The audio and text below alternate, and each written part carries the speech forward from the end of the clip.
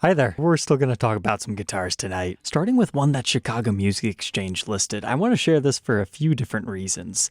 A, we've got this very interesting pink finish going on, and then I'm seeing a brand new medallion that I've never seen before. Seems CME and the Gibson Custom Shop just decided to cook up something new. It used to be, if you were lucky, you'd get a little CME type thing over here, or something that would look similar to this. But as a way to ID it on the guitar, yeah, that's pretty sweet, but that's not why I would be featuring this. Look at that. I know we saw this inlay style on the Trini Lopez back in the late 60s, as well as some of the Super Strats of the 80s. And it's certainly not the only time we've ever seen it thrown onto a Les Paul within the made-to-measure division, but that combination with this whole ultraviolet-like color paint job that they did also back in the 80s ties this in beautifully as a limited edition that theoretically could have existed back then. However, it's not cheap. Almost $8,000. However, pay special attention to your serial number and how it's stamped into the guitar. That's the 68 reissue format.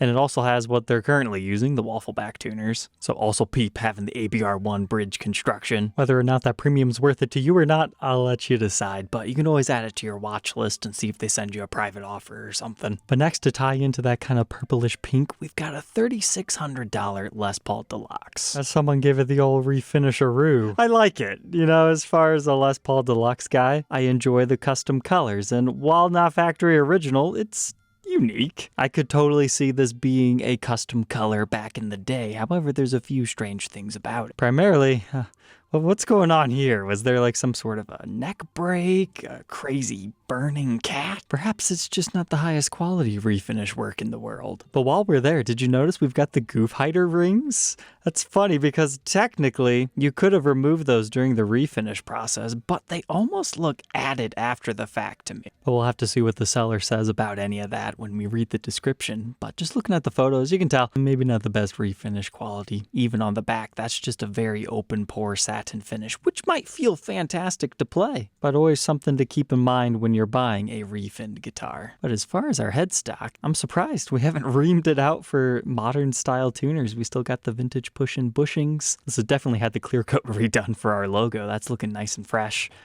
But also pay attention to your Les Paul model. That looks more modern to me, which would make sense if they redid the coloring. Always good to check for a serial number. It's faint, but there. But now let's go to the description to see how they talk about this stuff. Good, they disclose the refin. They also tell you the satin finish and that it's thin. Not every dealer will. As far as the weight goes, it's not too bad. They're claiming it's original mini Hummers. And while no official story, they at least disclose it. I mean, that kind of looks like a cigarette burn right there.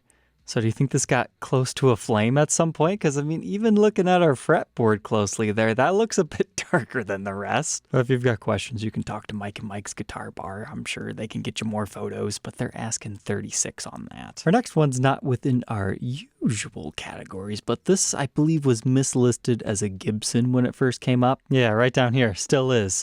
That's a cheeky, unethical way that technically is against reverb rules. If you want it to show up in people like mine's feed, you say the brand's Gibson, but then you erase that from your title. I know, it could have been an accident. He sells a lot of Gibson guitars, but it did get my attention. This is a interesting 58 style, Carina Flying V, but what looks like some sort of a hardwood construction. And I'd have to say, Hembury, it looks nice. Remember, this is a small guy operation. He's asking $800 brand new for his custom creation. He's claiming this to be a pine body, and you can even see the knots in the wood over here.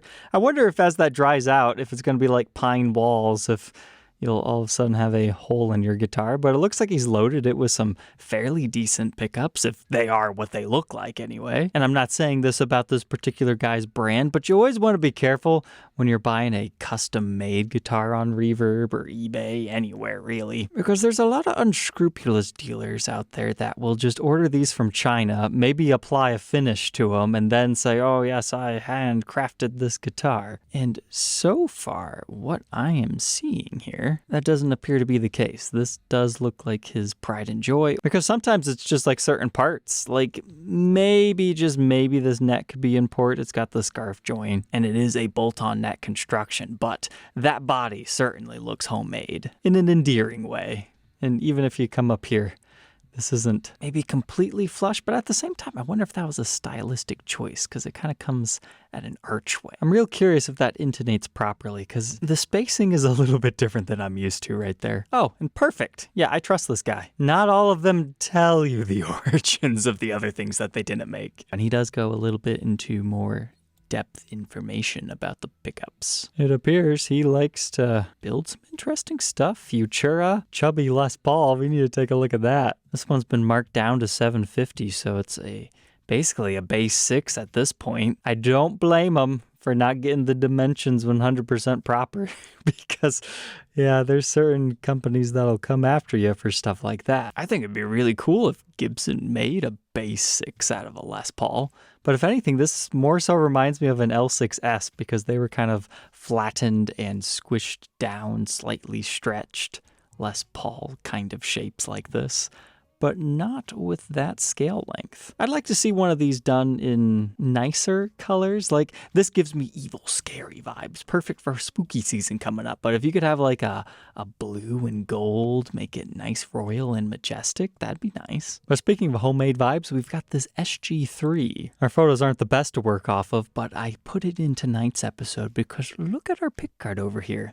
It's made out of real wood. Not that hard to do. You can buy it online, but that is not what this model left stock with, and it just gives it a nice homely feel, I guess you could say. But there's a few different versions of the SG3s, but what they all have in common are 3 pickups, and then they have this chicken head rotary selector switch. I believe it's 5 positions. It helps you blend and get more out of the guitar. A lot of them are part of the Guitar of the Week, and they are single coil blade style pickups. We have reviewed one a long time ago, but they later did versions like we're seeing here that utilized humbuckers if that's more so your style. As far as the price, it's getting closer to where it might draw some interest. And hey, looky over here who came back up for sale.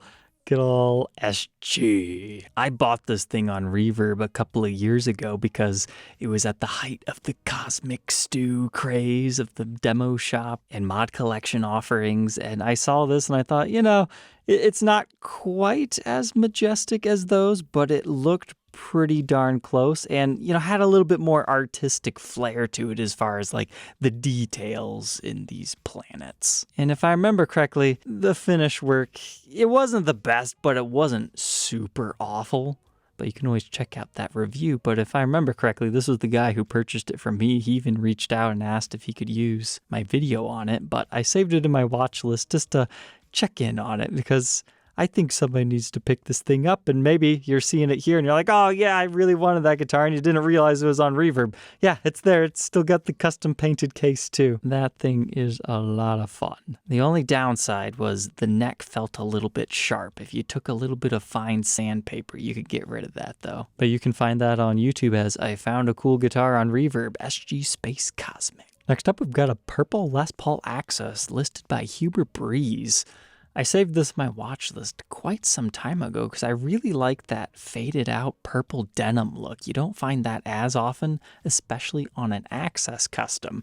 But we're going to feature it tonight for, that's on their 25% off sale. So $5,500, not too bad for a custom color flame top Access like that. Although if it's been listed for over a year, maybe I'm alone in liking this, or maybe that's just such a saturated used market. There's so many cool options that you can have, but feel free to call them up and make a deal on it. If this was a stop bar Access, I would probably even have interest myself, because did you notice the headstock on this thing? It's got the tinted clear coat to it, and it looks like they've added some additional photos over here. Not sure I like it as much in regular lighting situations.